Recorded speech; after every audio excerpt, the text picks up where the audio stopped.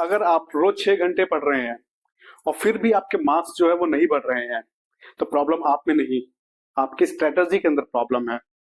तो आइए समझते हैं कि कैसे हम 12th में 10th के अंदर जो सीबीएसई है उसमें 90 प्लस मार्क्स जो है वो कैसे हम स्कोर करेंगे, क्या स्ट्रेटजी होनी चाहिए हमारी, क्या प्लानिंग होनी चाहिए, इसके बारे में हम लोग डिस्कस करते हैं इस वीडियो के अंदर। और आपको मैं स्टेप बाय स्टेप गाइड करूंगा कि कैसे जो है आप अपनी प्लानिंग करेंगे proper, so that you will get 90 plus और above 90% marks into your 10th और 12th सीबीएसई एग्जाम।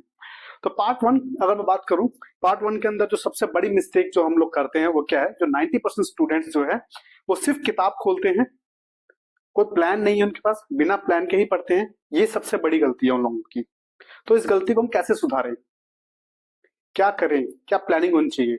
तो गलतियों की अगर मैं बात करूं तो ये तो एक गलती है। इसके अलावा बिना टाइम टेबल के आप लोग पढ़ रहे हैं, मोबाइल के साथ पढ़ रहे हैं आप लोग। मोबाइल के साथ कभी भी नहीं पढ़ना चाहिए। सिर्फ नोट्स के ऊपर आप जो है वो फोकस कर रहे हैं, नोट्स को रट रहे हैं, प्रैक्टिस जो है प्रैक्टिस जीरो है। तो विदाउट प्रैक्टिस जो है आप लोग जो है उस चीज को मेमोराइज नहीं कर पाएंगे। तो जब मेमोरी की पावर बढ़ानी होगी तो प्रैक्टिस करना बहुत जरूरी है उस चीज के लिए।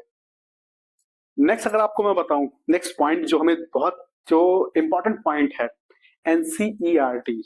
एनसीईआरटी अगर मैं बोलूं तो इक्वल्स टू ये है भगवत गीता आप लोगों के लिए। भगवत गीता में संपूर्ण ज्ञान, तो उसी तरीके से एनसीईआरटी जो है वो इक्वल्स टू भगवत गीता है। क्यों? क्योंकि जो सीबीएसई का जो पेपर, जो 80% पेपर है वो डायरेक्ट एनसीईआरटी से ही आता है। तो अब आप लोगों के लिए क्या टिप होनी चाहिए, आपको हर चैप्टर के पीछे क्वेश्चंस होते हैं, उन क्वेश्चंस को जरूर सॉल्व कीजिए। डायग्राम्स बनाइए, डायग्राम्स खुद से ड्रॉ कीजिए, माइंड मैप बनाइए। आप लोग माइंड मैप बना के पढ़ेंगे तो आप जल्दी उसको इजिली याद कर पाएंगे उन चीजों को, और रिलेट कर पाएंगे एग्जाम के टाइम के ऊपर। तो ये आप लोग जरूर करिए। तो नेक्स्ट जो है फॉर्मूला मैं आपको बताऊंगा। हो सकता है आप लोगों ने इस फॉर्मूले के बारे में पहले से सुना हो। इस फॉर्मूले को हम लोग बोलते हैं पोमोडोरो। इसको अगर मैं बताऊं तो एक्टिव स्टडी फॉर्मूला भी बोलते हैं। क्या है ये फॉर्मूला, इसके बारे में हम लोग बात करते हैं। बहुत इंपॉर्टेंट है आप लोगों के लिए। 25 मिनट की पढ़ाई प्लस 5 मिनट का ब्रेक इक्वल्स टू 1 साइकिल। अब ये एक साइकिल बन गया है। आपको दिन भर में 8 से 10 साइकिल ऐसे ही जो है पढ़ाई करनी है, वो काफी है आप लोगों के लिए। 3 घंटे फोन के साथ लगातार पढ़ने से अच्छा है कि आप 1.5 घंटा फोकस स्टडी करें। 1.5 घंटा फोकस स्टडी करें, वो आपके लिए बेनिफिशियल होगा। फिर उसके बाद अगर बात करें हम लोग नेक्स्ट ईयर, नेक्स्ट जो प्लान है हमारा, नेक्स्ट प्लान ये होना चाहिए कि जो प्रीवियस ईयर के जो पेपर्स हैं आपके लिए, है ना, जो पहले से एग्जाम हो चुके हैं, लास्ट 5 ईयर्स के, लास्ट 10 ईयर्स के जो एग्जाम है, उनके पेपर्स जो हैं उनको आप सॉल्व करिए। So previous year papers equals to gold mine for you guys. तो वो आप लोग ध्यान रखिए, उनको सॉल्व कीजिए।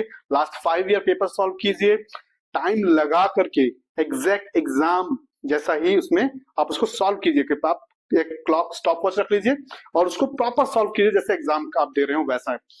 हर गलत आंसर को आप लोग जो है अपनी नोटबुक में लिखो, उसको नोट करो, सो दैट आप उसको याद रखोगे कि यहाँ पे मैंने गलती की थी और ये क्वेश्चन मैंने गलत किया था, तो वो क्वेश्चन आपको जिंदगी भर नहीं भूलेगा कभी भी। तो ये प्लानिंग होनी चाहिए आपकी। अगला पॉइंट अगर मैं आप लोगों को बताऊं तो राइटिंग प्रैक्टिस, जो कि गेम चेंजर होगा आप सभी के लिए। राइटिंग प्रैक्टिस भी जो बहुत इंपॉर्टेंट है। क्यों? जो बोर्ड एग्जाम है ना, वो नॉलेज का एग्जाम नहीं है, वो है प्रेजेंटेशन का एग्जाम। कैसे आप जो लिख रहे हैं, कैसे आप प्रेजेंटेशन दे रहे हैं, जो आपकी कॉपी चेक कर रहा है वो आपकी कॉपी देखकर ही आपको, आपकी राइटिंग देख के, आपका प्रेजेंटेशन स्किल देखकर ही आपको एक मार्क्स देगा। तो अपनी नॉलेज को चेक नहीं करने वाला है, ठीक। तो इसके लिए टिप्स क्या होंगी, आप जो है हेडिंग्स लिखें बढ़िया से, प्रॉपर अंडरलाइन करें अपने कीवर्ड्स को, जो मेन कीवर्ड्स हैं आपके, है ना, तो सो दैट कि उसको वो कीवर्ड मिले जो है आपका। जैसे मान लीजिए आपका आंसर है, उसका मेन कीवर्ड जो है उसको अंडरलाइन कर दीजिए, तो पूरा वो एक पढ़ने का पैराग्राफ नहीं पढ़ेगा, वो उन अंडरलाइन की हुई लाइंस को पढ़ लेगा।